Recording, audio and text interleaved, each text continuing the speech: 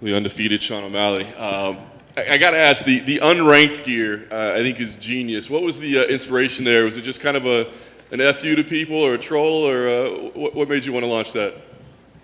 Well, I'm unranked, so it kind of made sense. And the champ, I feel like, you know, if you could only pick one bantamweight fight to watch and we all fought at the same time, I believe most people would choose me. So unranked champ kind of fit the whole merch drop. Nice. You know, your statement about not fighting the higher ranked people until you're paid more, it's honestly very logical. It makes a lot of sense. So I'm curious, like, what's the biggest reaction that you've gotten to that? Is it people that say, hey, that's actually pretty smart, or people say, hey, we hate you, you're supposed to fight the toughest dudes out there? Yeah, I do remember saying that. I feel like that was quite a bit of fights ago that I wanted to make more when I fought. But I've also called out Cody Garbrandt, Pedro Munoz, Dominick Cruz. I've called out the ranked guys. So it's not necessarily I want to get paid more to fight the ranked guys. At this point, it's just like, you know, I've called them out. I haven't got those fights. I don't pick my fights. Clearly, I would if I picked my fights, I would be fighting one of those guys. They offered me Paiva, who was ranked 15. You know, I didn't know that at the time until after I accepted it, and they said, oh, he's ranked, and then a couple days later he wasn't. So I think the idea that I just pick my fights is a little bit. It's not exactly true. They offered me Paiva. I said yes. It's like, does that mean I pick my fights? I don't know. I didn't say, hey, I want to fight Paiva. So the whole I pick my fights and I'm not going to fight someone tough until I get paid is not necessarily true. What do you think about Paiva as a fighter? Obviously, he's not one of the most known guys in the division, but he's certainly proven dangerous. What do you think about him as an opponent? Yeah, he's dangerous. You know, anybody in the UFC is going to be a dangerous opponent. I think Paiva's dangerous. He's very tough. We saw it in the last fight. My buddy Kyler, you know, really, he beat him up, and Paiva somehow won that fight. So, in my eyes, he's coming off a loss. Really, like I thought my buddy beat him. He's a dangerous opponent to show that much heart. You know, Kyler was hitting with some hard shots, and he stayed up. You know, I just went through a fight like that with Chris. So I think, you know, going through that last fight shows that I can, you know, I'm not going to get tired beating someone up. So if he wants to get beat up for 15 minutes, I'm down. You win this fight, probably are ranked at that point. Does that matter to you at all? Do you care? Because maybe it does give you access to those bigger names, or do you care? You know, if I get ranked 15, 14, whatever after this fight, you know, I already called out Adrian Yanez, and he's not ranked, and I have no issue fighting an unranked guy if I'm ranked. I'm not worried about it. I think, you know, a good win over Paiva. I'm not overlooking Paiva. I have to go out there Saturday night and perform the way I'd perform, and I have to put his lights out. It can't be a boring fight. If it's a boring fight, you know, I don't really have any say in what's next. I go out there, put Paiva's lights out. I can call out, you know, Yanez or whoever I want. But, Paiva's a tough opponent. Last thing for me, I know you said, hey, win or lose, I know you're going to want to, you know, love me, hate me. You're going to want to tune in and watch me fight, you know. Does it bother you that you have haters? I mean, you've come in and entertained from the start, you know. Do you wish you were universally loved, or do you kind of enjoy having some haters? I don't necessarily enjoy having haters, but I don't get sad that I have haters. It really means it doesn't. They're going to watch the fight 100%. Someone's not going to be watching the fights, then I come on the TV. They're like, nope, I'm not going to watch. Like, that's not going to happen. They're going to watch. They're going to make sure they watch. They're going to call off work so they can watch. So I'm not really worried about the haters. Sean, I saw earlier this year you met Conor McGregor. I know that was a meeting you'd long been looking forward to. I was curious, what did you guys talk about, and did he give you any advice? It was a very short conversation. It was a very loud stadium. I think he had a couple shots of proper 12, so his accent was extra thick. It was really cool meeting him.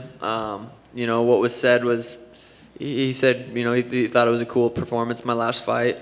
But the conversation, it wasn't much. It was pretty, it was loud. It was hard. You couldn't even if I posted that video with sound, you wouldn't have been able to hear what we were talking about. But it was a cool experience. Sean, right here. Speaking of Paiva, of his 21 wins, 14 have gone to a decision. So outside of his toughness, what exactly stands out of him in terms of his skill set? I didn't even know he had that many fights or that many. I've literally never watched him fight until last fight. Kyler fought him. I didn't even rewatch that. I just go in there and I know what I'm capable of, and I believe in my skills, and you know I know he's an orthodox fighter. I think he's a black belt in jiu-jitsu. He's been in the UFC. He's got a couple fights in the UFC. I really don't know much else about him other than I'm way faster than him, and I think that's what's going to play out in this fight. And that's what you're going to see. And you've obviously called out Dominick Cruz and Cody Garbrandt. They're both on this card. Have you run into them at all this fight week? I haven't. I think, I haven't. I think they're both smart. They're both, it's not like we don't like each other. We're not going to fight each other at the hotel. It's not like that. It's if I think we'll fight someday, both of them, maybe. We'll see. But it'll make for an interesting fight week if we do run into each other. I don't know. It's not like I have ill will against them. They might. I've talked a lot of shit. But Cody went down to 25. It's like at this point, you can't talk shit to someone that goes down a weight because they don't want to fight me. So we spoke to Dominick Cruz earlier today, and he said he truly does not care that you are above him on the card. In fact, he gets paid the same, and he gets an earlier night. And if he did care, that would be just ego. So in your mind, does it matter where you fight on this card? Does it matter that you're above Dominick Cruz on this card? For my ego, it's fun. It's funny. It's he's a former world champion. He's not even on the main card. So of course he's gonna say it doesn't bother him. What is he gonna come up here and cry about it? And then he looks like a baby. But to be honest, I wouldn't really care if I was on the prelims either. Fighting earlier sounds good to me. I don't get paid anymore. I'm not trying to sell this fight. I don't get pay-per-view points. It is cool opening up such a massive card. Opening up a card at 7 p.m. Like, I know what time I'm fighting. That is nice, and I think that's, if anything, that's probably the biggest thing is knowing what time I'm going to fight. So, I do believe him a little bit when he says it doesn't bother him, but come on. It's got to bother him a little bit. Him and Pedro are both ranked in top 10. They're on they're not even the main event of the prelims. Like, it's got to sting a little bit. Sean, in the middle right here. In the middle, Whoa. Sean. Unranked champ, but also the sleep champ, right? So what mattress are you rocking with, man? You got one of those memory foams, or what are we doing? I just got a little, I don't even know if I should say it. No one's paying me to I got a good little mattress. I've talked to some mattress people, and they're like, I don't know. So we'll skip out on what mattress, but I'm sleeping good. Fair enough, man. Just as for the Bantamweight division, obviously phenomenal right now, arguably the best in the world. Do you feel like the depth of the division maybe will make it harder for you to climb up the ladder, or do you think personality and performance will kind of triumph just how many bodies are in the division right now? Yeah, I also agree the Bantamweight division is probably the number one in the UFC right now, which is really cool to say and really cool to be a part of. The top 15 is pretty crazy. Top 10. I think, just go out there and keep doing what I do and putting on performances, and I'll get to that belt. And we mentioned Cody earlier. Just curious, what your thoughts are on his fight, how he'll do dropping down, since you guys have gone back and forth a little bit. Yeah, I still think that's a possibility to fight at 35. He's obviously capable of performing at 35. He beat, dominant. He's beat a lot of guys. We'll see. If he goes out there and performs really well at 125, I don't really see that fight happening. Maybe it does. Maybe it's a mega fight and it happens. But he goes out there and loses. It's like, who knows? I don't know. Where that fight might happen someday. Might not. We'll see. I think him moving down to 25 could be good for him. I think he's not a big 35er. I think he's probably walking around at 135 right like today. He's probably on weight for bantamweight right now. So I think 25 might be a good home for him, and I honestly wish him, I think he's going to do good. Best of luck, Sean. Thank you. John, I believe it's been nearly 4 years since you made the UFC debut on the tough finale. Would you say the career's gone to plan for you, how you map things out, or or if you wanted things to be different, would you?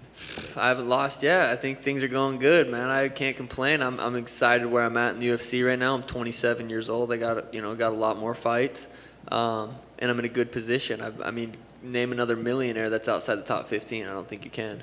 It's not necessarily just from fighting. Just the UFC has given me a huge platform to be able to get big sponsors and stuff like that. So, if you would have told me 4 years ago you're going to be a millionaire and not even be top 15, I'd be like, all right. I mean, I'm happy with where I'm at. And in your last few fights, you've stolen the show, stolen a lot of headlines from the main eventers. How do you plan on doing it this time around? Yeah, I mean, Conor versus Dustin was the main event last time, and I do feel like Chris and I stole the show. I mean, it's a shitty way to become popular, getting beat up that bad and being like, yeah, but I didn't get knocked out. It's like, yeah, but you got beat up for a long time. So yeah, I feel like I did steal the show. I plan on stealing the show again. Charles versus Dustin is an insane fight, insane matchup, and very worthy of the main event. But I always feel like when I'm on the card, there's 2 main events. Whoever's at the top and then wherever I'm at on the card. Hey, Sean, here in the back. As you mentioned, the bantamweight division is on fire, but there's a little bit of controversy at the top regarding Sterling. I mean, a lot of people see Yan as sort of a real champ. What's your opinion on sort of the title picture, the official title picture, to say, in the bantamweight division? I think Peter champ, Aljo's number 1 right now. I think a lot of people are writing Aljo off because of that last performance, and Peter did, beat him, I thought, besides the knee, obviously. I think we'll see. It's hard to say. I mean, we'll see it play out again. Is that fight booked already, or no? No. So yeah, I don't know. That's probably the fight we'll see next. I think Aljo's still definitely champ worthy in the bantamweight division, but I don't see him beating Peter again. He's gonna have to change his game plan. He can't come out there like a spaz and gas out as fast as he did. And so far, nobody has really been able to conventionally beat Peter. He kind of beat himself against Aldo. What would you say is the key to defeating him then, that nobody has managed to so far? Style. I mean, it's just fighting's all about styles. Stylistically, I think I give him a big problem. He's a really good boxer, really good wrestler. He's I think he's up there with Kamaru with pound for pound. When I watch him fight. So I think just the styles, I think I give him trouble. I think that's a massive fight, a main event pay-per-view someday. Yeah. And the final one for me, we saw Jose Aldo come back with a big win. Some people, a lot of the MMA fans just love seeing a veteran like him be able to get back in the win column and really get close to the title picture again. What's your opinion on Jose Aldo? Do you think he will challenge for the bantamweight title again, or is this kind of his last hurrah? It's hard to say. I mean, the dude's he's a living legend, and anytime just watching him walk out is really cool to see. He's one of the best in the world for sure. Definitely up there in the bantamweights.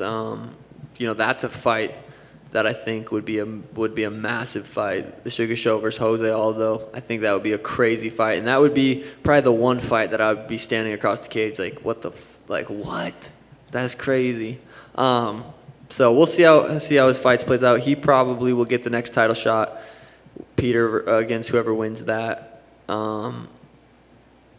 Yeah, I would love to see him, get the bantamweight strap.